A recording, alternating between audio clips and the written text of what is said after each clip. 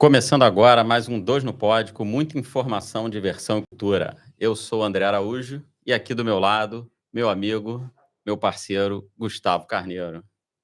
Até rimou, hein, dessa vez. É, dessa vez rimou.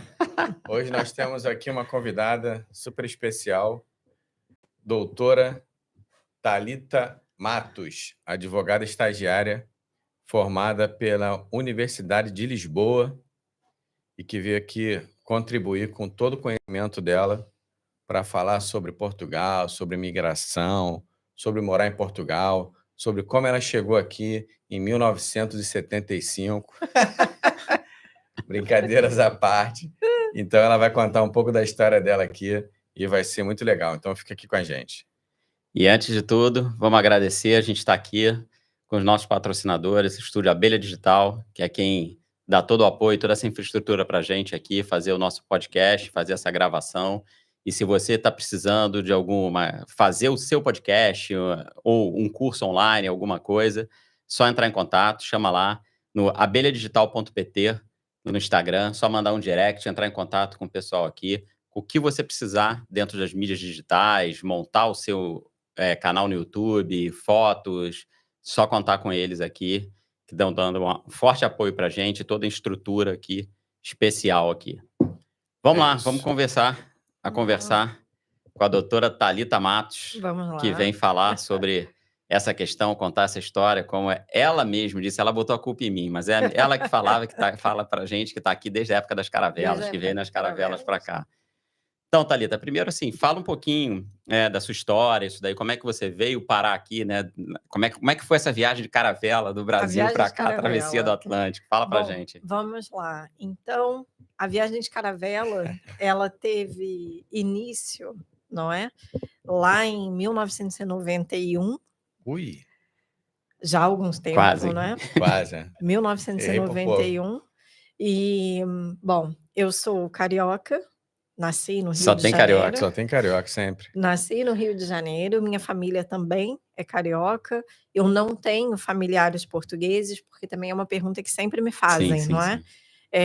Você veio para Portugal porque tinha família? Não, a minha família não tem familiares portugueses, ao contrário de milhares, né, de brasileiros. Bom, e aí na época, no Brasil, assim, eu não sei se eu vou saber explicar tecnicamente, não é? Porque eu era bem pequena na época. Mas, na época, no Brasil, estava uma situação muito complicada por causa da questão do Plano Collor e tudo. Então, era um contexto que não era muito favorável. E aí, minha mãe e o meu pai haviam separado há relativamente pouco tempo. Portugal já era para a gente um possível destino, porque na época nós tínhamos familiares também do Brasil que moravam já aqui, e foram esses familiares até quem falaram para a gente, não é, sobre Portugal, e vinham plantando, né, a sementinha de Portugal. E aí, em 92, sim, se concretizou a nossa mudança para Portugal. Eu vim com a minha mãe, e aí, como muitos imigrantes que ainda hoje chegam aqui em Portugal, eu costumo dizer que minha mãe veio com uma criança e 3 malas e um sonho. E aí, bom, chegamos em 92, obviamente que era tudo muito diferente. Imagino como é que Era mato, como dizem. Era tudo mato. Era tudo mato. Então, assim, Portugal era um país muito diferente como um todo. Inclusive, até mesmo a questão da comunidade brasileira que morava em Portugal, obviamente, não era tão grande como a comunidade brasileira que hoje mora em Portugal, assim como também o dia a dia em Portugal, até de um imigrante brasileiro, também era muito diferente. Nós hoje temos culinária brasileira em todo local, músicas brasileiras tocando, e na época o que se tinha no máximo era uma outra novela passando, né? Novelas antigas, inclusive, não é? Então você teve que rever as novelas. Rever, não é? E ainda não tinha, não é, essa massificação da cultura brasileira como nós vemos hoje. Uhum. Por outro lado, algumas coisas ainda eram melhores, não é? Do que comparando com hoje. Mas, bom. Deixa eu te perguntar uma coisa. Você tinha mais ou menos A Não, sua idade. não tem problema, eu posso Não, falar a minha porque a idade? gente não gosta, mas assim, só pra gente Não tem situar. problema. Eu estava em 92, nós chegamos, eu ainda não tinha completos, mas faltava 1 mês e pouco para fazer 10 anos de idade. Então, posso dizer que eu cheguei com 10 anos 10 anos de idade. Igual a Eduardo. Bom, e aí, como é que foi a integração no início? A questão de escola. A integração no início, para mim, foi um pouquinho difícil a parte do ensino. E porque, muito embora eu vinha até de um colégio no Rio de Janeiro até bom, não é dito assim, forte em termos de ensino, aqui em Portugal o ensino é mais, digo eu, não é, puxado. Então eu tive, assim, inicialmente, não é, essa questão da adaptação. Além de tudo, tem a questão da diferença dos meses, não é, do ano letivo. Então, quando a pessoa vem do Brasil, ela acaba sempre tendo uma defasagem, não é, de 6 meses aí por causa da... Isso é uma questão que toda família pergunta, que faz isso quando vem para cá, pergunta. Por causa dessa diferença. Mas, bom, depois eu fui logo matriculada na escola, e aqui eu acho que é até importante, não é, falar sobre isso. Toda a minha vida de estudante, hoje em dia eu não sou mais estudante, mas em toda a minha vida de estudante aqui em Portugal... Você é estudante, a gente nunca para de estudar. A gente nunca para, é verdade, é verdade. Isso aí, ainda mais no direito. Mas toda a minha vida aqui, eu sempre fui aluna do ensino público, aqui em Portugal. Sim. E desde então, não é, dos 10 anos. Fui matriculada na escola e, em termos de ser bem recebida, eu me lembro de ter sido muito bem recebida, tanto pelos professores quanto pelos colegas e tudo. E você veio direto para cá, para Lisboa? Sua mãe, vocês vieram morar cá? Nós morávamos, nós sempre moramos no distrito de Lisboa, tá bem? Mas aqui dentro do distrito de Lisboa já moramos em alguns concelhos diferentes. Nós, quando chegamos, moramos no concelho de Sintra, bem Martins. Depois mudamos para aqui bem próximo do estúdio, na Parede, onde moramos durante alguns anos. E aí depois já vem a segunda parte da minha história em Portugal, porque minha mãe acabou voltando e eu permaneci morando aqui sozinha. E aí já mudei para o centro de Lisboa, aonde permaneço até hoje. Isso já lá vão alguns anos aí. Bom, mas aí a adaptação na escola foi sendo progressiva, mas foi sendo tranquila.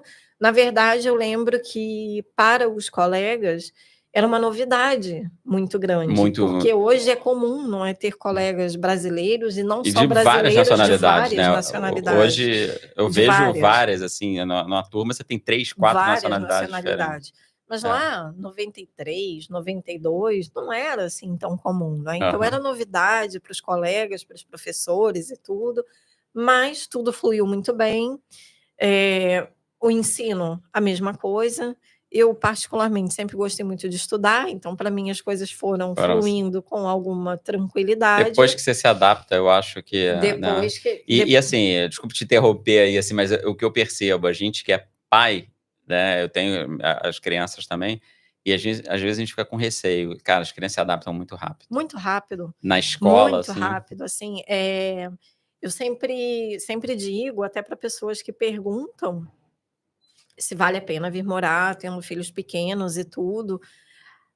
A questão da adaptação acaba passando muito mais pelos pais do que propriamente pelos filhos. Eu falo isso sempre. Os filhos é muito rápido. É muito rápido, e se integram rápido, e fazem amizade rápido, e vão se acostumando rápido às aulas, à escola, e ao ritmo de vida, e às brincadeiras, e aos amigos. Então, a gente mais velho, burro velho, que tem que se adaptar. A gente mais velho que vai tendo dificuldade. Bom, e aí a vida foi fluindo, obviamente, depois, passado, né, o tempo devido lá concluir o ensino. Me candidatei para a faculdade, fiz o exame nacional. Existe ainda exame nacional, gente? Eu acho que sim, tem. Tem ainda? Na época, como é que era para você fazer? Era só o exame nacional, você concluir? Era 12º ano, como hoje? Não. Na época era 12º, ainda hoje era, em dia ainda é? O secundário então, 12º. Então, era até o 12º ano, e no final do 12º ano, nós todos, independente de quem queria seguir para o ensino superior ou não, nós tínhamos um exame que era chamado de exame nacional. Isso lá nos idos 99, Perguntar 2000. para o técnico ali que sabe bem, é isso mesmo? E Hoje em dia não é mais obrigatório. não é mais obrigatório, não mas é, para você entrar na universidade, na época. você tem que Hoje em fazer. dia tem 2 meses, mas maioritariamente é 2 anos. Ah, então. É. É isso E daí. aí, naquela época, o Exame Nacional ele tinha 2 funções. A Aham. primeira função é certificar que a pessoa havia concluído o ensino Sim. secundário e, em segundo lugar, quem do ensino secundário quisesse seguir para o ensino superior, era obrigatório o acesso através do Aham. Exame Nacional. Bom, e aí eu prestei o Exame Nacional, me candidatei para 3 cursos, 2 cursos em 2 faculdades, não é? Eu ia te Então, perguntar isso, como é que surgiu o direito nisso daí, né? bom, o direito como é que surgiu?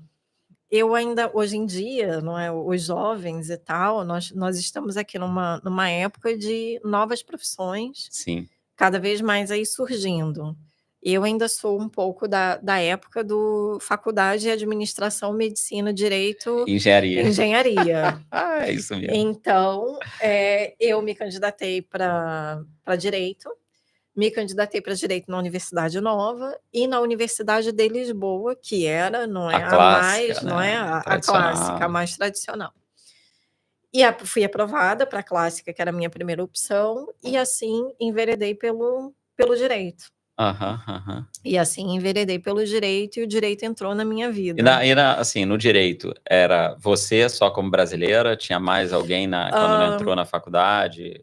Tinha Na estrangeiro? graduação, Na graduação. que aqui nós chamamos de licenciatura, na licenciatura nós éramos muito poucos brasileiros, muito poucos. Havia mais alunos brasileiros já, um pouquinho, uma quantidade mais significativa, mas era no mestrado ou em doutoramento.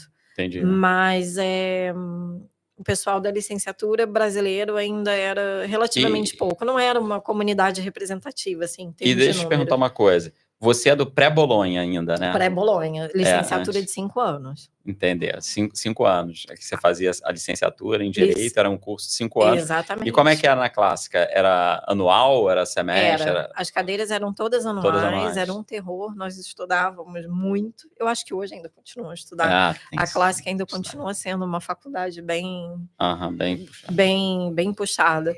Tive a honra de ter sido aluna do nosso presidente, do Marcelo. Pô, legal.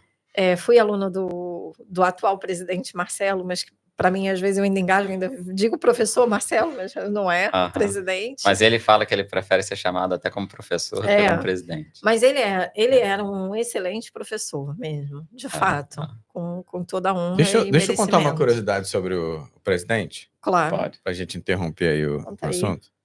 O presidente mora aqui em Cascais. Verdade. Sim. E a gente que é do Brasil, né, é acostumado a ver o quê? Seja até mesmo um deputado, a gente vê cercado de segurança, né? Sim. Com certeza. Carro blindado, segurança. E isso que eu vou falar, eu já vi. Não só outras pessoas viram, mas eu já vi. Ele mora em Cascais e ele vai da casa dele, atravessa a rua, vai à praia. Sozinho, a pé? Sozinho, Dá a um pé, mergulho. sem ninguém, dá um Vai mergulho. nadar, ele gosta de nadar.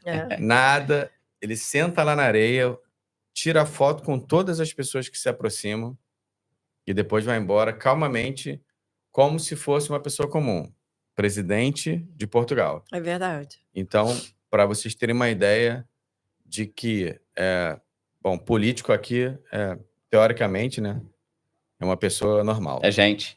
É gente como a gente. Gente como a gente. É gente como a gente, Então, né? e assim, eu nunca vi alguém ele negar foto, nada disso. Tá sempre lá na dele, tranquilo, senta lá, nada e volta para casa. E só para fechar também, passou aqui, eu falei do pré-Bolonha, só para o pessoal que está vendo aí para entender, é bom situar, né, o que é o pré-Bolonha e o pós-Bolonha. Assim, falando Bolonha. bem simploriamente, né, é porque com Portugal na União Europeia, com a União Europeia, o Acordo de Bolonha, na verdade, procurou o quê? Meio que unificar os currículos em toda a União Europeia. Entendeu? Até porque, por força de atuação, né, de um advogado aqui em Portugal, poder atuar em outro país, um médico. Então, assim, não foi só no direito, foi de uma maneira geral essa integração, né? Então, assim, falando bem simploriamente, só para poder entender. O objetivo foi para, entre todos os estados membros da União Europeia, poder haver, vamos dizer assim, uma uniformização entre as grades, não é, de Isso. ensino das diversas licenciaturas, dos diversos cursos nos vários países da União Europeia, para que não houvesse uma defasagem grande de um estado da União Europeia em relação ao outro. Então, obviamente, no curso de Direito, por exemplo, Sim. salvaguardando as devidas especificidades, né, da legislação sim. de cada Legislação interna, de cada né? país, a legislação interna. Tirando isso, a estrutura curricular é muito semelhante. Assim como o tempo também de duração da licenciatura também, que em Portugal eram 4 anos e outros países já eram 4 anos. Perdão, antes de Bolonha, Portugal era 5 anos. Outros estados da União Europeia já eram de 4 anos e Portugal uniformizou. Hoje no pós-Bolonha são 4 anos. A licenciatura são 4 anos. A licenciatura são 4 anos, e aí depois quem quiser ter o grau de mestre através daquele mestrado profissionalizante, não é? Porque as duas vertentes de mestrado, o científico e o profissionalizante. Exato. Quem quiser ter o mestrado profissionalizante conclui, é o 5º ano. Faz o 5º ano, aí você já sai como título mestre, de mestre. Né, na área do direito. Com o título de mestre.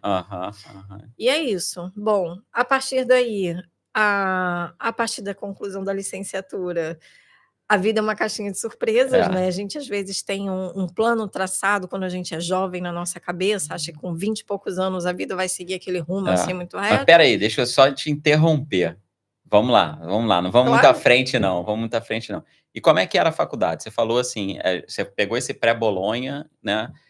A clássica, a gente já sabe, você já comentou aí, que era bem puxada, né? Ainda essas coisas todas. Ainda é. E assim, foi puxado o estudo mesmo, muito.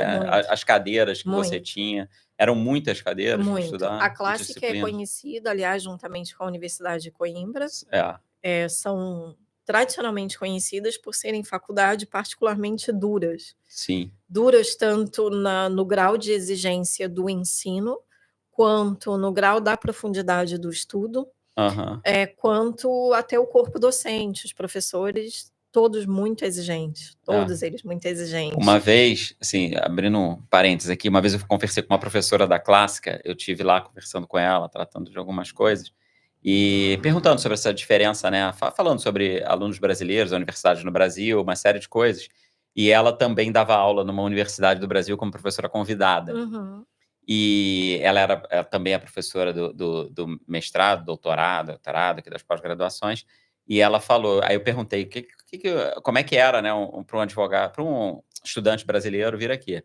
Aí ela falou uma coisa que me marcou muito. Ela falou, olha, eu conheço bem a realidade, né, do Brasil por eu também ser professora lá. E, né, sendo professora aqui, o que a maior dificuldade é porque quando o aluno brasileiro chega aqui, ele é atropelado por doutrina. É verdade. Aí ela falou assim, porque no Brasil, o aluno não está acostumado a ler. É verdade. O aluno não está acostumado a ler. E quando chega aqui, na primeira aula, que ele recebe aquela lista de doutrina que ele tem que ler, a bibliografia toda, aquilo, tudo. Então, assim, é a primeira coisa que os alunos brasileiros, quando chegam aqui, reclamam, eles se assustam desse com jeito. isso daí. É bem desse jeito. Nós, logo no primeiro ano de faculdade, na primeira semana de aulas, cada professor disponibilizava, não é, a lista de bibliografia básica daquela disciplina. O básico que a bibliografia básica. E quem quisesse ir além, obviamente, que tinha leituras complementares, doutrinas complementares, mas mesmo o básico já ocupava tanto o nosso tempo que até mesmo para conseguir cumprir o básico já era puxado na época. E sim, e eu acredito que o seguinte, como eu já vinha de um estudo daqui, vamos dizer, desde a época do ensino básico, do ciclo, desde os 10 anos de idade. Desde os 10 anos de idade, eu não senti tanto impacto na transição. Porque você já estava acostumada com o ritmo, como é que era. Ritmo. Mas eu acredito que sim, que para alunos que vinham de outros sistemas de ensino, outros países, cair ali de paraquedas na licenciatura, principalmente nas universidades ditas, não é, tradicionais aqui de Portugal, é algo que... E você sabe, já teve algum caso assim de gente que entrou? Você falou que já tinha alguns brasileiros quando fez a universidade. Tinha alguém que caiu de paraquedas, assim, que não fez igual você, que não estudou a vida toda aqui, veio para cá só para fazer a licenciatura, né? Sim. Tinha. Conheci colegas na época que tinham vindo só para licenciatura, Aham. colegas, inclusive, que vieram também só para o mestrado, por exemplo, e colegas que alguns destes colegas da altura do mestrado acabaram alguns ficando pelo caminho, Aham. porque, de fato, a prática é puxada. E lembrando que o ensino universitário aqui em Portugal, hoje eu não sei como está, mas pelo menos na minha época, era muito projetado para a vida de quem estuda, ponto. Então, não é o grau de exigência, ele não é compatível, por exemplo, com uma rotina de vida para quem trabalha, para quem já tem umas outras atividades. Isso eu ia até te perguntar, assim, eu dei aula durante mais ou menos 10 anos no Brasil, na universidade. E assim, eu vou falar que a grande maioria do público da faculdade era assim, lá no Brasil, né, e não estou falando só do direito, a maioria era assim, pessoal que trabalha e estuda. Então o pessoal muitos precisavam trabalhar para pagar a faculdade. Para conseguir porque cumprir, não é? Com pagamento. E assim, eu também estudei, né, eu fiz Cefet também, né, lá no Maracanã, no Rio de Janeiro, fiz mecânica lá, e assim, o que eu percebi era isso, que muitos ali, mesmo sendo jovens, né, também tinham, assim, mesmo sendo a faculdade pública, federal e tal, também tinham que trabalhar. Aqui então, era uma é a questão minoria, que é o inverso. Eu ia te perguntar isso porque, assim, eu senti isso, que aqui é a minoria. essas faculdades tradicionais, a clássica, essas coisas todas, o estudante tem que ser estudante. Ele tem que se dedicar. Inclusive, nós tínhamos, na época, a carga horária de aulas eram somente 4 horas diárias de aula, não ultrapassavam as 4 horas, e todos os professores diziam: vocês só têm 4 horas de aula por dia, exatamente para saírem daqui e poderem se dedicar aos estudos e estudar. Porque o ensino aqui é um método muito investigativo. Na faculdade, eles expõem os pontos principais da matéria, mas muita coisa depende do próprio aluno estudar. Então, não vão para a faculdade esperando, né, como se diz aqui em Portugal, ter a papinha feita, né, como eles dizem aqui, não é? Exatamente. E a própria estrutura das aulas, a carga horária já é mesmo programado para pessoas que estudam. Agora, obviamente, existem sim os alunos trabalhadores, existe inclusive um regime específico para trabalhadores estudantes que tem algumas particularidades, né? Tem direito a provas extra, época especial de exames, a justificar um determinado número de faltas um pouquinho maiores. Mas, em todo caso, é pesado. Eu tenho um amigo que fez também a universidade dele lá nos Estados Unidos, né, e ele falava isso. E eu acho que quando essa professora daqui falou que o aluno brasileiro ia ser atropelado por doutrina, que lá no Brasil a gente não tem o costume de ler, eu acho que é muito por conta disso, entendeu? Da forma, né? Esse amigo meu lá nos Estados Unidos, ele falou, cara, no mestrado, lá é o seguinte, você recebe aquela lista de livros. É isso. Aí tem a aula lá de direitos tal, entendeu? Direito societário, beleza. Você tem aquela lista de livros que você tem que ler. O dia da aula de societário é quarta-feira, 10 da manhã. O professor entra na sala e senta. E senta. Acabou. Ali ele para tirar dúvida. Você já leu, você já estudou. E vai levar suas dúvidas. É meramente investigativo. Você é que tem que estudar. E, assim, é uma metodologia que eu vi aqui, né, assim, então eu estou te perguntando, porque, assim, foi uma percepção que eu tive. Você corre atrás, você vai estudar. É isso mesmo. O professor ali, ele vai expor algum detalhe ou outro e está ali para tirar dúvida, debate. O professor, ele dá, vamos lá, a bibliografia, vai expondo os temas principais, os pontos gerais e principais. Agora, o estudo profundo cabe sempre, não é, ao aluno. E aí, depois, as aulas decorrem muito, como você mesmo falou, não é muito num sentido quase que de esclarecer dúvidas. O aluno traz dúvidas e simula casos, a gente resolvia casos práticos na época. Então, e já com a matéria ali de fundo... Esse colega, ele falou que tinha um professor que ele era muito seco, assim, ele falou que ele sentava lá, se ficasse 1 hora de aula, ninguém falasse com ele, acabou 1 hora e levantava e ia embora. Assim, não tinha isso daí. Sim. Você que tinha, né, os alunos que tinham que ir provocando o professor e construindo debate, aí né, ele ia aprofundando, assim, o professor não se eximia em nenhum momento de debater e de falar nada, Sim. mas ele tinha que ser provocado. Sem a provocação, ele não falava. E alguns colegas meus aqui, portugueses, né, que fizeram a graduação, eles falaram essa questão daí, que a gente, por isso que eles tinham que ser, né, por isso que eu tive essa percepção, Uhum. que tinha que ser aluno mesmo, não tinha tempo, Mesmo. era lá a faculdade, era o menor tempo para Sim, estudar, e exatamente. depois você tinha que chegar e correr atrás, entendeu? E numa época, né, lá atrás, né, que a gente fala, né, quando eu me formei, quando, né, você se formou, acho que o Gustavo também, o tempo que tem, a gente não tinha essa facilidade da internet, de tudo, de livros, de nada. Não. A gente tinha que correr atrás, era, né, biblioteca, buscar essas coisas né, Xerox, e fazer. muita Nossa, xerox. era muita cópia lá na própria faculdade, os professores deixavam artigos Hoje em em cópia. dia, a gente entra Hoje é na muito sala de aula fácil. da faculdade, todo mundo já com seus portáteis, É isso. não é?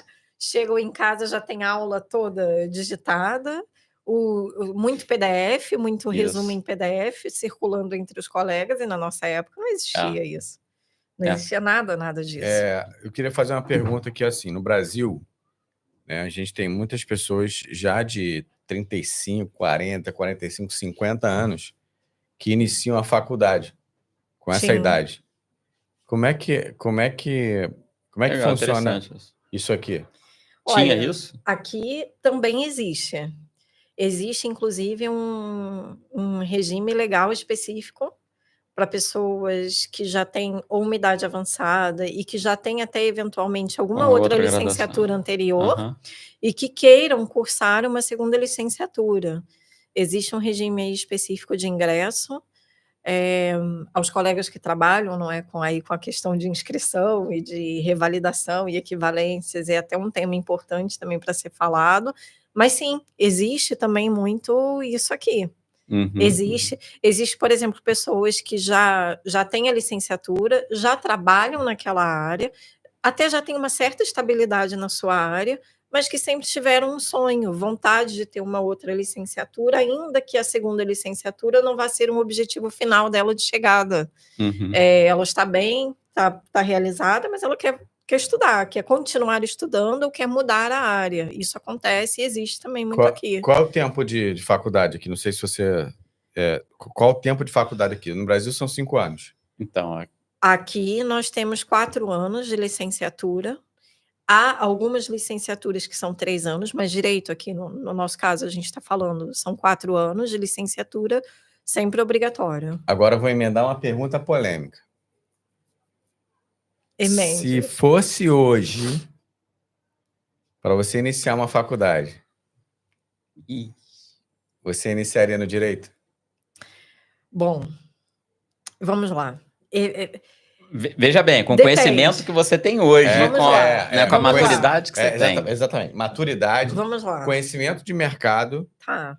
que é o mais importante, porque a não ser que você se forme porque também tem gente que se forma assim, eu quero me formar para Sim, ter o sim. diploma de advogado, para Ok, ter lá para ter o grau de licenciado. licenciado, exatamente. E para depois dizer, eu sou advogado, né? Mas diferentemente do Brasil, se tiver ativo aqui tem que pagar a caixa de previdência, a cota e tal. No Eu vou Brasil, responder por 2 vias, tá tá. bem? Então vamos lá. E aí depois eu vou te dar a minha resposta final, mas eu vou responder e não vou fugir, não se preocupe. Vamos lá. O ensino do direito, não sei no Brasil, porque eu não tenho experiência brasileira, mas o ensino do direito é completamente diferente do mundo real, da prática do dia a dia do direito.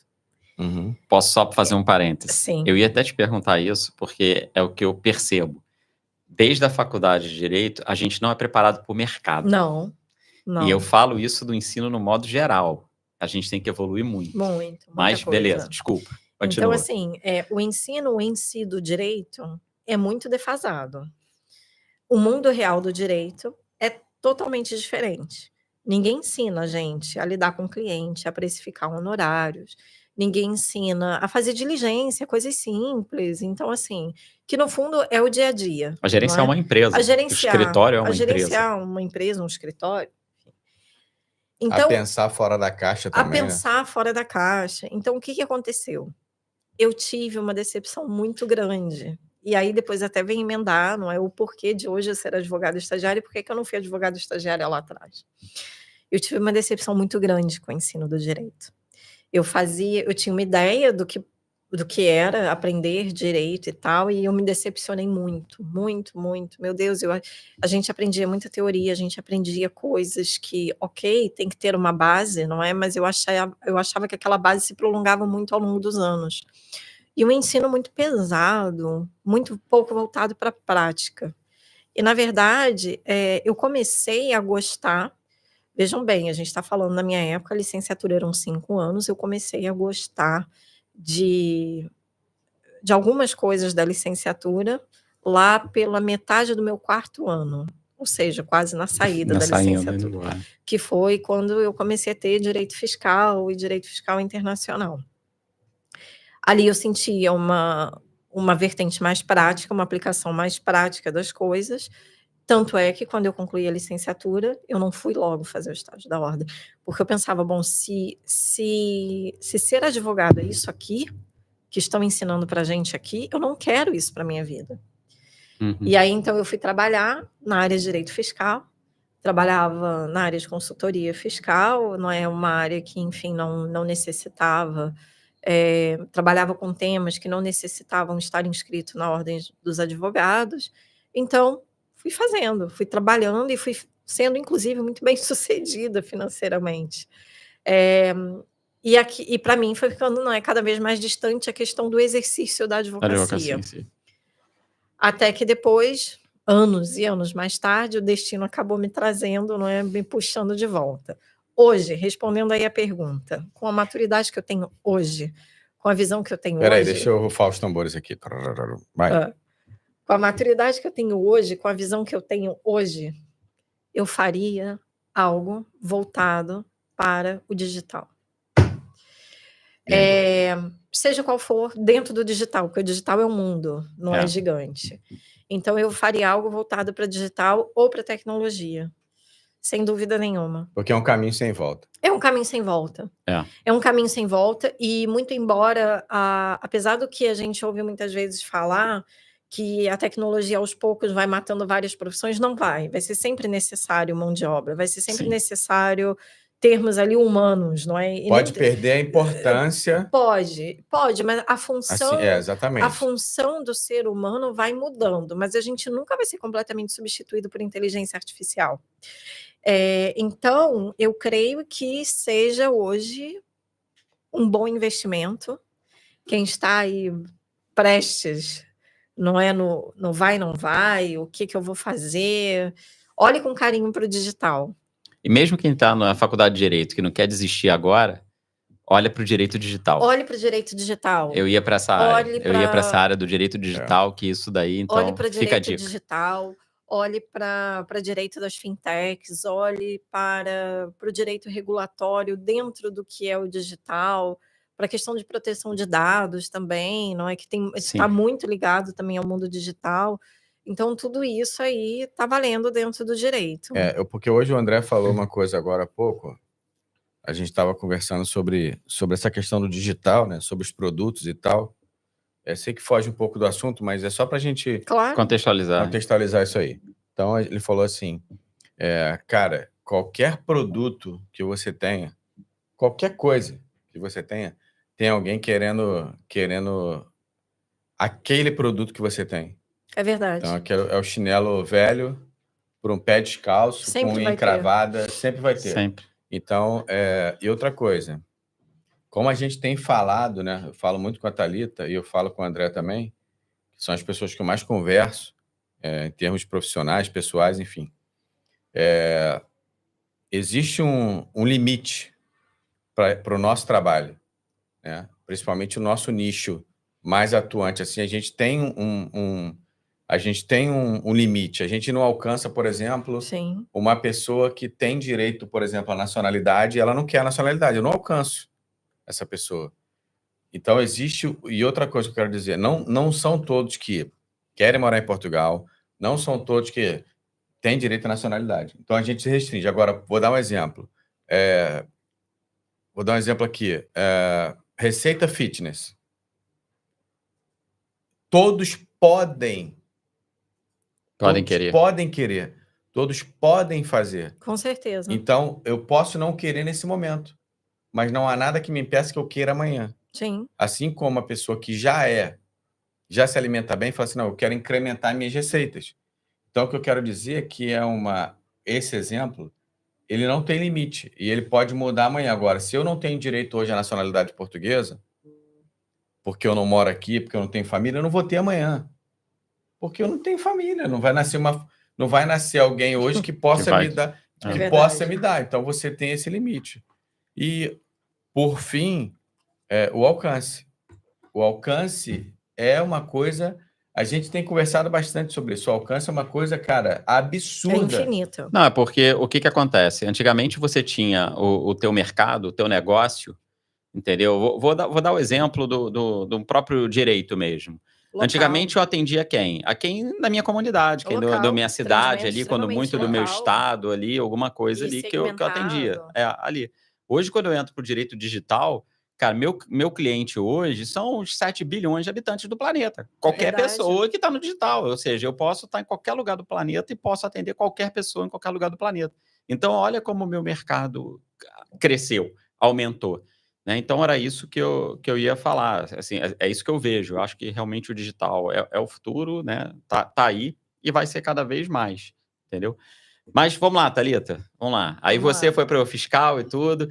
E como é que retomou esse direito aí? Olha, Conta essa história eu fui aí. para o fiscal, a minha vida teve uma pequena reviravolta, não nesta fase agora de Portugal, mas na anterior crise, não é, de Portugal. Foi 2007, né? 8, mais ou menos. Começou 8, 9, por e aí. aí 10 já estava Uma grande bem crise. complicado aqui, não é? Que foi a época da Aham. Troika aqui em Portugal, Isso. depois de 2011, 2012, enfim. Eu sei que em 2012, e aí, por outro lado, né, o Brasil, né, estava na época No auge, no auge. crescendo. Era a época do, como é que era? Do petróleo, Sim, do crescimento do petróleo, tudo, enfim, pré-sal, aquelas coisas pré-sal. todas, investimentos. E aí, então, Portugal, a situação estava bem complicada. Na época eu já estava morando aqui completamente, já estava sozinha. Na verdade, eu já tinha minha vida aqui sozinha há alguns anos. A minha mãe já havia retornado para o Brasil. E eu disse, bom, eu vou, então, vou voltar para o Brasil, porque a situação aqui estava complicada. Eu trabalhava na época, né, numa empresa que prestava serviço para outras empresas de consultoria e os clientes, né, da empresa para a qual eu trabalhava, que eram clientes, pessoas coletivas, todos fechando. Enfim, realmente foi uma época muito triste aqui em Portugal, uma época até que você depois disse que queria falar sobre a saída dos jovens, não é? Sim, sim. Foi a primeira grande leva de Evasão. saída de jovens portugueses, foi essa época. Uhum. E aí, bom, eu, assim como muitos outros jovens portugueses, saí, só que eu voltei, não é, ao Brasil. Quando eu voltei ao Brasil, eu não continuei a trabalhar com direito fiscal. No entanto, surgiu uma oportunidade de fazer algo completamente novo.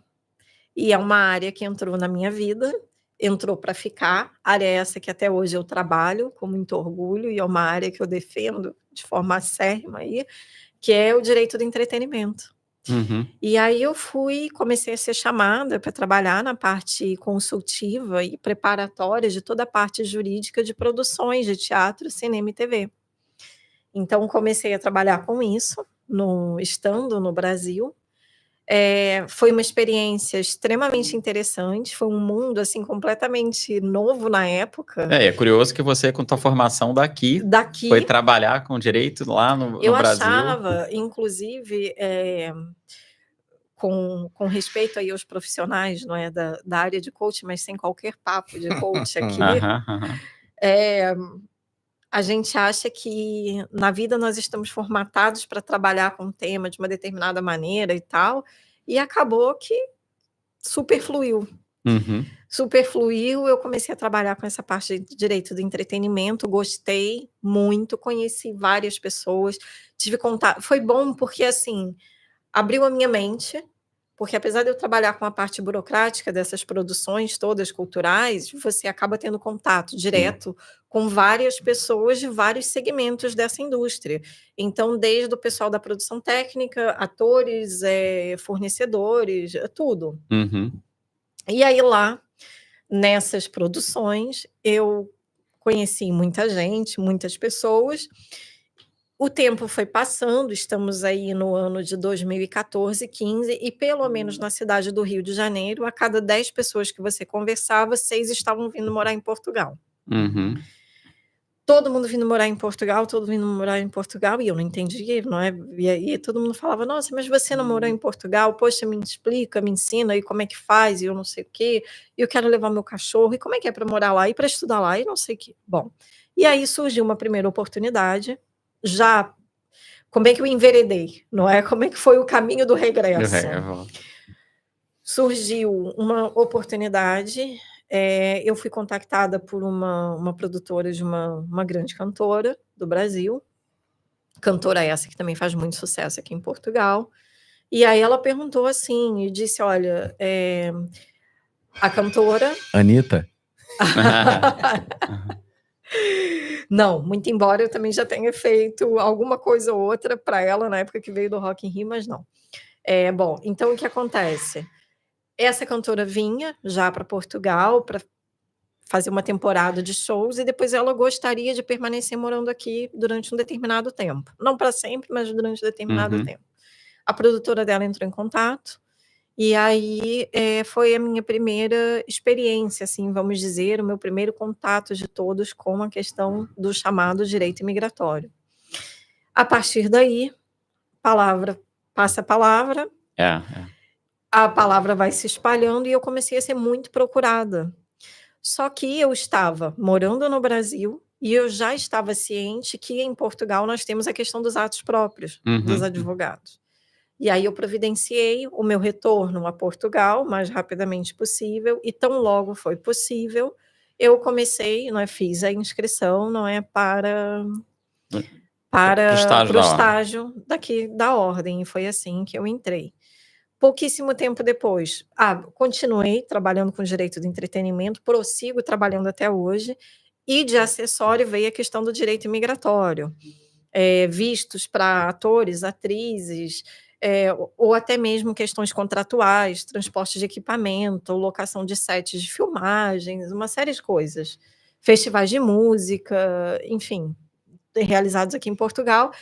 E só que aí fiz a inscrição para o estágio e aí o que aconteceu? Veio pandemia. Veio pandemia, fechou tudo, parou tudo, não sei o quê, eu acabei não conseguindo, não é, prosseguir naquele ano e depois me inscrevi novamente. E assim é um resumo muito não, mas breve. eu acho que é válido você colocar agora, porque assim, acho que o pessoal que está assistindo pode não entender, pô, mas ela se formou e tal, e não fez a prova da ordem, não fez, né, isso daí. Explica como é o processo aqui para entender o estágio, por que o estágio, o que é. Eu vou explicar a questão, rapidamente para a questão entender do estágio, mas eu acho que é muito importante as pessoas que fazem licenciatura em direito estarem cientes que a advocacia não é a única saída do direito. Não.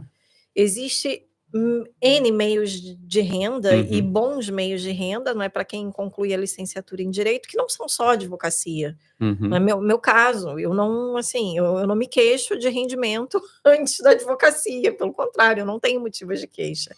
A advocacia para mim é um meio através do qual eu vou poder exercer, de fato, uma determinada área na qual hoje eu atuo. Amanhã não saberemos. E aí como é que veio a questão do estágio, como é que é o estágio aqui? Novamente, tudo aquilo que eu vou dizer aqui hoje vai valer por muito pouco tempo. A gente sabe que a lei alterou agora. A gente sabe que tivemos aí uma grande revisão no Estatuto da Ordem dos Advogados. Então, o estágio, como é que ele funciona? Para o meu caso, eu concluí a licenciatura aqui em Portugal, então eu não tive já a questão de ter que fazer revalidação, não é, do grau, do diploma aqui em Portugal. Para estar apta a fazer o estágio, a pessoa precisa ter concluído a licenciatura, ter o grau de licenciado. Além da conclusão da licenciatura, é preciso que a pessoa tenha um patrono, ou seja, o que é um patrono? É um advogado que esteja inscrito há pelo menos 5 anos aqui na Ordem dos Advogados Portugueses, e além de estar inscrito há pelo menos 5 anos, de preferência mais de 5 anos, mas há pelo menos 5, Este mesmo advogado nunca pode ter sofrido, É de não é? conduta ilibada. Conduta ilibada, ficha limpa, né? Ficha Aquele limpa, é isso aí. É o advogado chamado ficha Não limpa. pode ter tido processos disciplinares na ordem, Não, essas coisas não. todas. É. Bom, o estágio atualmente, mas digo, por muito pouco tempo, tem duração total de 18 meses, Uhum. é constituído por 2 fases. A primeira fase, nós temos aulas, formações, não é, no próprio Conselho Regional, Sim. onde nós estamos inscritos. Que são formadores práticos, São né? formadores São advogados práticos. atuantes no Aí vem a mercado. tal, não é? Poxa, se alguém tivesse me dado essa formação mais prática lá atrás, talvez a minha vida tivesse tomado outro rumo, não é? A gente nunca sabe. Então, nós temos essa primeira fase, que é a formação dita prática, em 3 áreas obrigatórias dentro do direito: Uhum. processo penal, processo civil e deontologia profissional. Uma vez terminada esta primeira fase das formações presenciais, na época do Covid as aulas foram por vídeo, mas agora já voltou presencial, tá tudo... o presencial. Bom, uma vez concluída essa parte das formações, todos os advogados transitam, todos os candidatos a advogados estagiários transitam para a segunda fase, e aí sim passam oficialmente a ser advogados estagiários, e continuam a acompanhar o patrono. Uhum. Existe a obrigatoriedade de intervenções em julgamentos, existe a obrigação das assistências, que nada mais é do que nós irmos ver julgamentos, assistir julgamentos. Existe também a obrigatoriedade de assinar juntamente com o patrono e redigir, obviamente, sempre com a supervisão do patrono, um número mínimo de peças processuais. Vale dizer, assim, que é diferente do Brasil, o advogado estagiário, ele é um advogado, mas com limitações, né? No Brasil, a gente tem o estagiário, é aquele estudante que ainda não se formou. Aqui não, aqui o advogado estagiário já é licenciado, já concluiu a graduação, mas ele vai passar por todo esse período de estágio, né? O que, assim, mal comparando o que a gente fala no Brasil, assim, para ele poder ter direito a ter o nome na porta, né? Enquanto ele não concluir toda essa fase que a Thalita está explicando, ele não vai poder atuar sozinho, em prática isolada, né, assim, prática isolada que eu digo, verdade, que a gente chama, mas ele não vai poder atuar, ele está sempre em conjunto com o patrono. E vale lembrar também que o advogado estagiário aqui em Portugal, ele já tem muito mais responsabilidades também. Sim. Que o advogado estagiário no Brasil. Porque, na verdade, o estagiário no Brasil, né, que a gente chama de estagiário lá no Brasil, ele ainda é um aluno de graduação, ele ainda é um estagiário, ele não concluiu a graduação ainda. Ele pode se inscrever na Ordem dos Advogados do Brasil como estagiário. Para quê? Para ter acesso ao processo, nos cartórios, nos fóruns e tal. Sim. Como, entre aspas, se advogado fosse, mas ele não tem prerrogativa. Ele pode até assinar a petição em conjunto com o advogado, mas sozinho jamais. Não, entendeu? Aqui eu sei que o advogado estagiário aqui, ele já se formou, tem alguns atos que ele até pode fazer isoladamente, né? Algumas coisas, né, eles podem fazer isoladamente. Mas tem que sempre estar atuando, né, na maioria dos casos, com a supervisão do patrono. Pode fazer CEF para mim, por exemplo. CEF, verdade, pode fazer. Então. Bom, e aí terminada essa fase, a gente tem uma entrevista, que nada mais é do que uma prova oral, e logo depois da prova oral, dessa entrevista, a gente tem, então, o exame final de agregação à Ordem dos Advogados, que é um exame escrito, tal como é no Brasil. Não existe a questão da primeira fase e segunda fase da prova da OAB atualmente no Brasil, não é que a primeira fase é objetiva das múltiplas escolhas, não é? E a segunda fase é uma prova discursiva. Aqui a prova toda ela é discursiva. Uhum. Então, nós não temos a questão, não é, da prova objetiva, mas é um exame único para todo o país. Então, muita gente me pergunta o seguinte: se eu terminei a graduação aqui, eu quero morar em Portugal, eu posso revalidar meu diploma aí e fazer o estágio, fazer minha inscrição na ordem aí? Olha, pode. Pode, mas venha preparado. Vem preparado. Vem preparado. Tá. É um longo e tortuoso caminho. E caro, tá bem? E venham também financeiramente preparado, porque as taxas do estágio no novo estatuto vão baixar um pouco, não é? De acordo com o novo estatuto, mas o estatuto, até como nós temos hoje, é dessa forma. É dessa forma. E eu quero complementar e aproveitar que você falou mercado de trabalho. Sim. Sim, mas conclui essa questão aí. Então vai, conclui.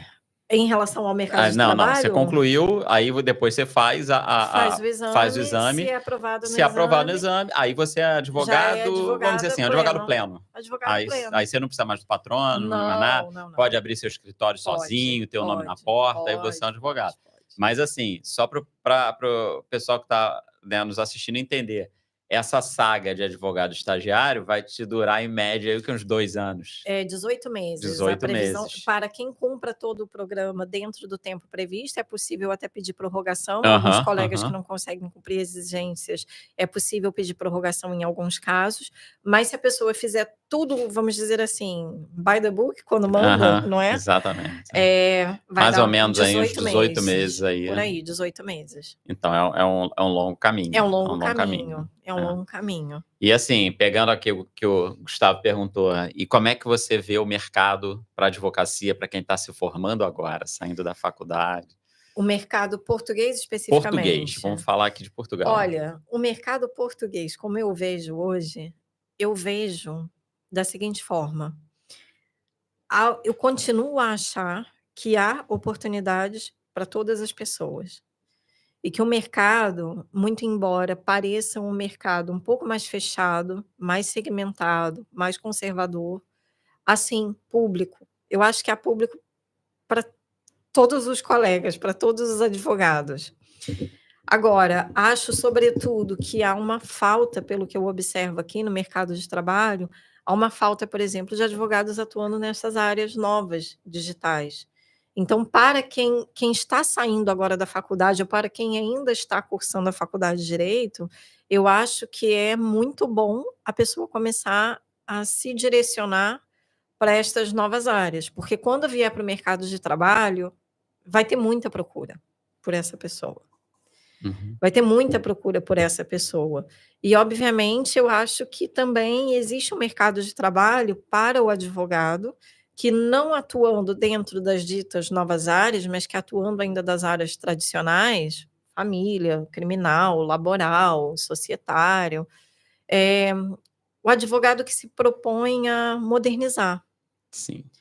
Sair da caixinha, né? Sair da caixa, modernizar o atendimento, modernizar o plano de negócio, o modelo de negócios, aquilo que tem estabelecido como o que é um escritório de advocacia, obviamente sempre observando aí aquilo que o Estatuto da Ordem dos Advogados e as normas deontológicas prevêem, para que os colegas não fujam muito, não é disso, mas como é que eu vejo o mercado de trabalho?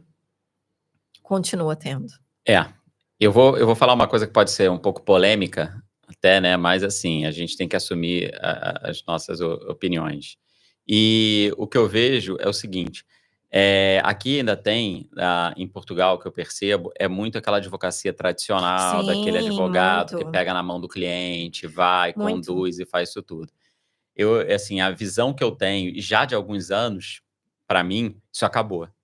Isso acabou, isso tá ficando para trás. Hoje a advocacia, ela tem que ser bem mais moderna. E quando eu falo advocacia como empresa, algumas falam, mas o advogado não é uma empresa. Não, é sim. Sim. É sim. No conceito ali, você está gerindo um negócio, está gerindo uma empresa. E a gente tem que fazer isso. Ainda que seja aquilo que nós chamamos o advogado em prática isolada. Sim, é uma empresa. É uma empresa. É uma empresa. Mesmo que o meu escritório seja dentro de casa, né?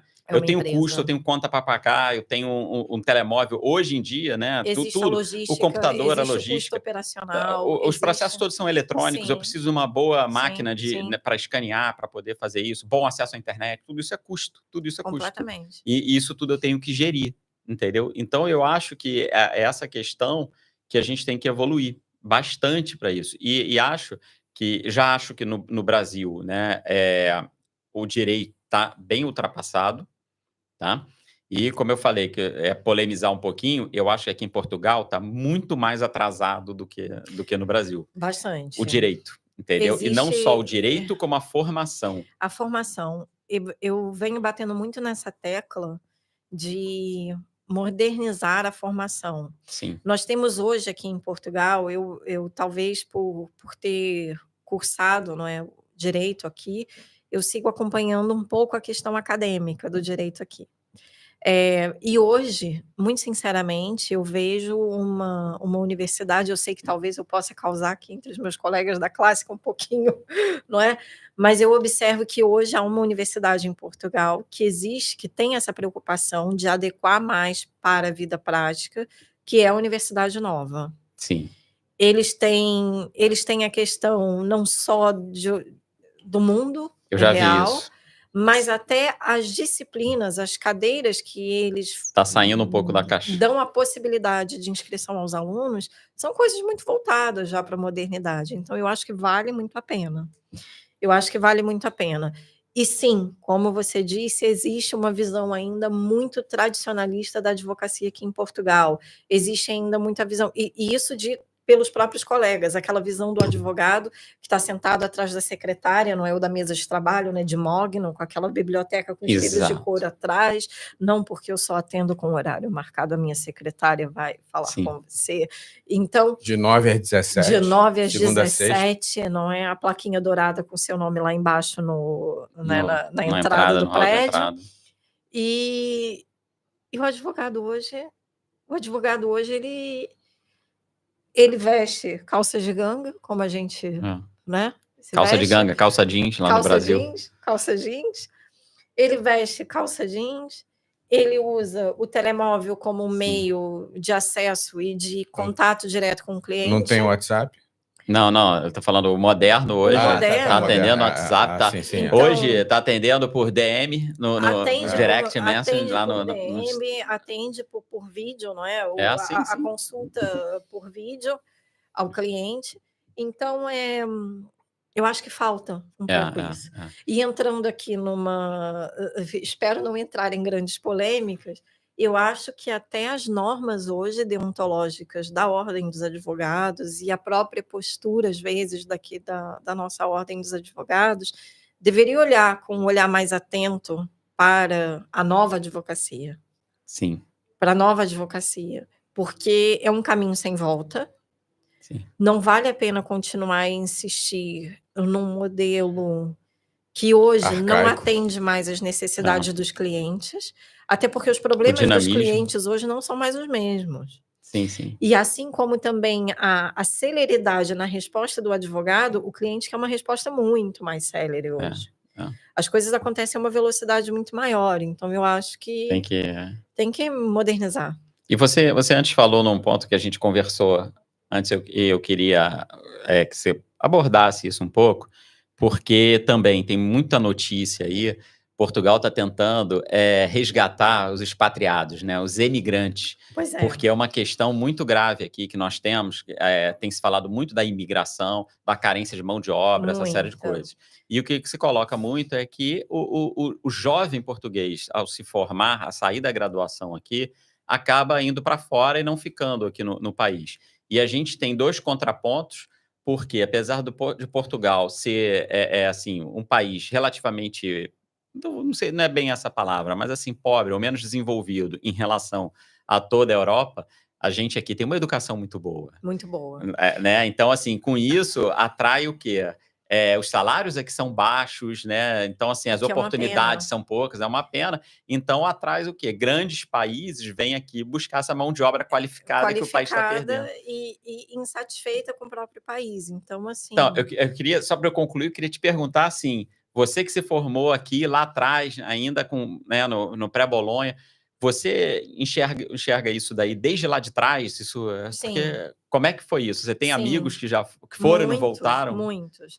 Eu tenho amigos hoje espalhados aí por vários países, Estados Unidos, Angola, Moçambique, Brasil, Espanha, Itália, Reino Unido. Então, assim, muita gente, Reino Unido. O que acontece? Aqui já é uma questão mais de política pública, então eu vou dar a minha percepção, né, pessoal, a minha visão. Isso sem qualquer... Não sou cientista política, não sou da área do direito. Percepção como cidadã. Percepção como cidadã. É uma pena muito grande, porque o ensino em Portugal é um ensino de muita qualidade. Desde a base, não é? Porque a gente fala assim, mas ensino universidade, não, eu não estou me referindo só à universidade. desde a base, desde do primeiro ciclo, segundo ciclo, ensino secundário.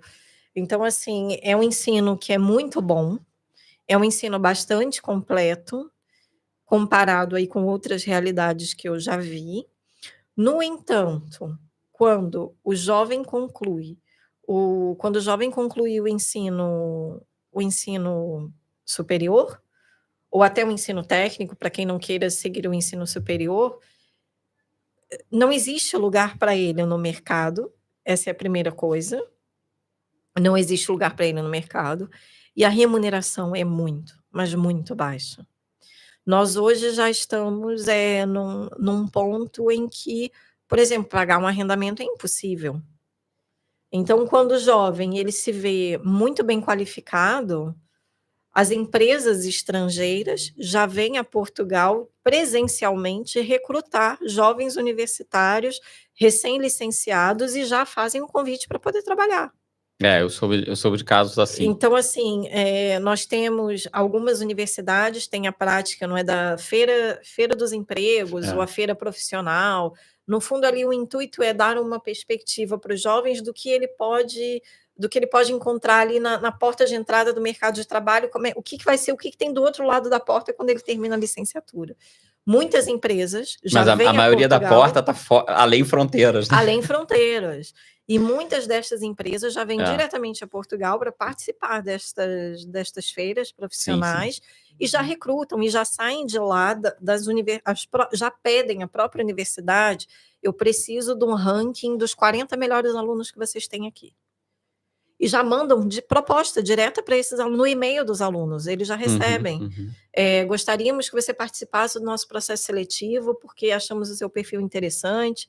Então, isso acaba dando uma evasão muito grande dos jovens, porque para quem está no início da jornada profissional, é muito mais fácil se desprender do local onde está, do que uma pessoa que já está com seus 30 e alguma coisa, 40 e alguma coisa. Sim.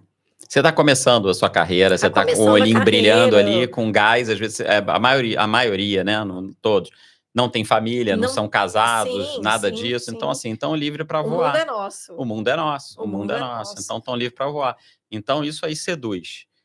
Chega uma empresa, oferece um bom salário, fala: olha, você está se formando agora. Quer vir trabalhar comigo? Exato. Eu te levo para lá, eu te dou casa, comida e roupa lavada. Exatamente. Poxa, é tentador. Enquanto aqui as empresas vão oferecer salários bem inferiores.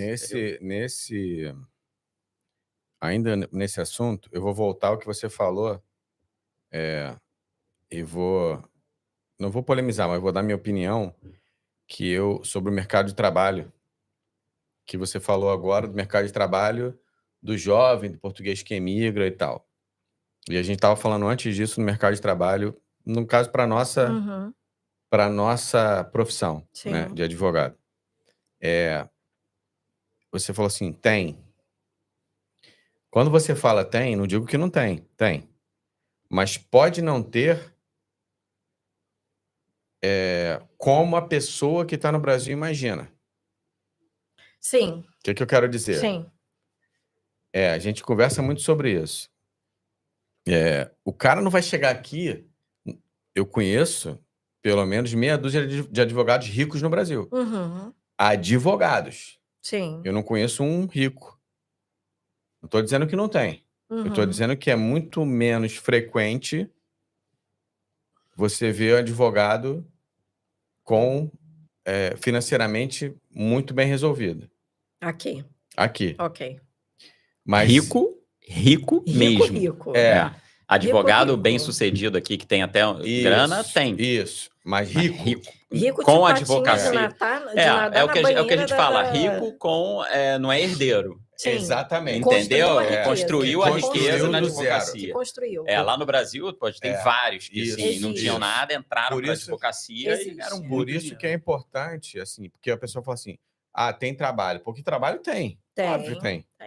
Trabalho não tem, por exemplo... pelo tamanho do país, por tudo, não tem aquela coisa que você tem no Brasil, que se você começar do zero no Brasil, enveredar por uma área, e lá seja qual for. Concordo. Pode ser Concordo. do simples tribunal especial lá, o juizado especial, Sim, como algo mais complexo. sim, Se você for por ali, você vai. é verdade. Então, aqui a pessoa não vai ficar rica com o direito. Milionária. Milionária. Ela pode ter uma situação boa? Até pode. Confortável, E uma, pode. e uma coisa que a gente fala também, eu vou trabalhar menos. Não vai. Não vai. Não vai trabalhar não existe. menos. Então, o que eu digo sempre? Assim, eu trabalho muito no Brasil, mas sou muito bem remunerado. Sim, Eu trabalho muito em Portugal, mas sou remunerado. sim. Vai ter essa diferença. Por quê? E isso, eu vou dizer, isso não serve só para advocacia, tá? Serve para a maioria das coisas. A maioria das profissões. Maioria das profissões. Medicina, por exemplo. Pois. E o que eu digo? Às vezes, a gente conversa isso direto. Tem muita gente com potencial financeiro aqui absurdo? Tem. Mas 98, me arrisco a dizer, praticamente 100% do capital dessas pessoas não vem de Portugal. É verdade. Eu costumo dizer o seguinte, que quer ganhar dinheiro na advocacia é no Brasil, não é isso aqui. aí. É verdade. Não Pronto, é aqui. Matou. Entendeu? Não é aqui. Eu quero Aqui ganhar tem. dinheiro. Se tu quer ganhar dinheiro na advocacia, tu é do Brasil. Tanto que a gente sabe que tem advogados portugueses na época do acordo de reciprocidade. Teve um que falou para mim, vocês são loucos. O que eu tenho aqui no Brasil, português, não é português aquele cara que é português, o cara foi formado aqui, nasceu, tem sotaque, não perdeu o sotaque, e está no Brasil e fala, é louco quem está aí. É louco quem está aí. Por quê? Porque, como o André falou, dinheiro é uma coisa, você ganhar para você viver aqui, você vai. Agora, dinheiro, como diz no Rio, dinheiro à vera, é no Brasil. E você tem uma penca de oportunidade. Porque Agora, é assim... o território é muito É maior. muito a grande. gente não tem como comparar, né, as questões. 225 milhões de pessoas. O próprio ordenamento jurídico Ordenamento também. jurídico. Tudo. Tem muito mais oportunidade, Então, mais coisas. André, a própria ordem. Quando a gente A fala... ordem nem se fala. Bom, na minha área, puxando aqui mais para o meu lado, o próprio direito fiscal, que no direito brasileiro os colegas conhecem, o direito tributário. Então, no Brasil, nós temos uma infinidade. Tributo municipal, tributo federal, tributo... Não sei, e aqui são poucos, o universo é bem menor. Então, o próprio ordenamento jurídico já favorece muito, não é tudo. E, de fato, como você, Gustavo, está dizendo, ganhar dinheiro à vera... É no Brasil. Para os colegas que têm inscrição lá. Eu só queria colocar isso sim. só para a pessoa não falar, não é por nada, porque isso vai chegar, então assim, não sei o quê, até Falaram as pessoas podem podcast, dizer, como tu falou, uma hora você falou assim, dá, claro que dá, mas entenda que dá... É diferente. Tem mercado, dá para se trabalhar e dá para se viver. Porque a pergunta foi, tem mercado? Sim, exatamente. Tem mercado. Mas é porque as pessoas não entendem que às vezes tem mercado assim, mas peraí, vou ficar rico. Não. Tem um fulano tal no Brasil que o cara tá com a bola toda. E aí você vê que aqui, né, não vai rolar. É só por isso também. Claro, mercado, tem mercado para tudo. Para quem é engenheiro, médico, também tem mercado tem, mas mercado é uma coisa é uma coisa, outra coisa é outra coisa. Só queria deixar isso... Com certeza. Sem polêmicas. E também tudo depende, não é, do objetivo de vida. O que é riqueza para uma pessoa e o que é riqueza para outra pessoa. Exatamente isso. Às vezes, o que é riqueza para uma pessoa é ela poder trabalhar, ainda que tenha que prolongar, às vezes, um pouquinho o expediente, o horário de trabalho, mas ela tem segurança, os filhos podem ir e vir a pé. Então, o que é a riqueza para cada pessoa? É muito subjetivo, não é também? Agora, venham para Portugal, vir para Portugal, perdão, na expectativa de vou ficar milionário. Não vai acontecer. É bom a gente dar aqui esse spoiler, não é? Sim. É bom a gente dar o spoiler do não vai acontecer. Agora, o que vai acontecer? é provável que você vai ter uma carreira estável, uma carreira sólida, se dedicando, estudando e, obviamente, também buscando aí as novas áreas. Com certeza Tem dá para caminho. ser. Tem caminho. Tem caminho. Isso Mas- também, só um minutinho, isso também era legal falar, porque quem tá aqui, né, quem tá atuando aqui Sim. e começa a atuar, obviamente ela vai por um caminho, né? E quem puder, assim, se preparar já para tentar trilhar, né, André, outro caminho diferente do tradicional, como ela falou aqui várias vezes, por exemplo, o advogado do digital, como o André falou, ele imagina, ele vai atuar daqui aonde? No mundo todo. No mundo todo. No mundo todo. E aí sim, aí é que a gente costuma dizer, eu tenho grana para viver aqui, mas não viver com o que vem daqui. Uhum. Sim. Pô, aí é perfeito. É. Aí é o mundo perfeito. É o que a gente diz, aí seria o mundo perfeito. Como a gente tem vários colegas que advogam majoritariamente no Brasil e vivem aqui. Tem uma coisa ou outra aqui, mas vivem aqui com o que vem do Ganha Brasil. lá. Com o que vem do Brasil. É isso Mas aí. é isso. Thalita, show de bola. Acho que deu para Eu quem esclarecer agradeço. bem a galera aí, né? Deu para conversar, trocar uma ideia. Foi bacana conhecer a tua história, conhecer isso daí, tá? Eu quem agradeço Então, a aí gente o convite. Obrigada, André. agradece Obrigada, demais aí Gustavo. você, agradece o público todo que está assistindo a gente, né? O pessoal todo. Agradecemos mais uma vez aqui a Abelha Digital, esse estúdio top de linha. Então, para quem quiser, não perca essa oportunidade, tá? Vem aqui conhecer, né? Pelo menos conhecer. O Gustavo já falou que pelo menos o café tá pago, né? Não paga nada pelo café. Então, vem aqui conhecer. Outra coisa, que se vocês tiverem qualquer dúvida, quiser qualquer informação a mais, alguma coisa, comenta aí nos comentários, tá? Coloca aí a sua dúvida. Tem sugestões de novos temas, algumas coisas de convidados exatamente. aí surgiram para gente. Sugestão de externas também, né? Sim, a gente vai começar a fazer as gravações externas também. Então, assim, deixem aí. Ou também mandem um direct para a gente. Segue lá no Instagram. 2 no pod, tá? 2 numeral no pod. Segue lá, manda as mensagens. E é isso. E vamos para o próximo episódio. E inscreva-se no canal, né? E ative o sininho. É sempre isso. Ative o sininho, inscreva-se aí no canal para a gente poder, para que o YouTube, né? Como diz, todo mundo diz isso, né? Para que o YouTube reconheça a importância do vídeo. Dá um oi lá nos comentários. Exatamente. E aqui, pronto, a gente vai falar sobre tudo: cultura, entretenimento, diversão, informação com qualidade. É isso.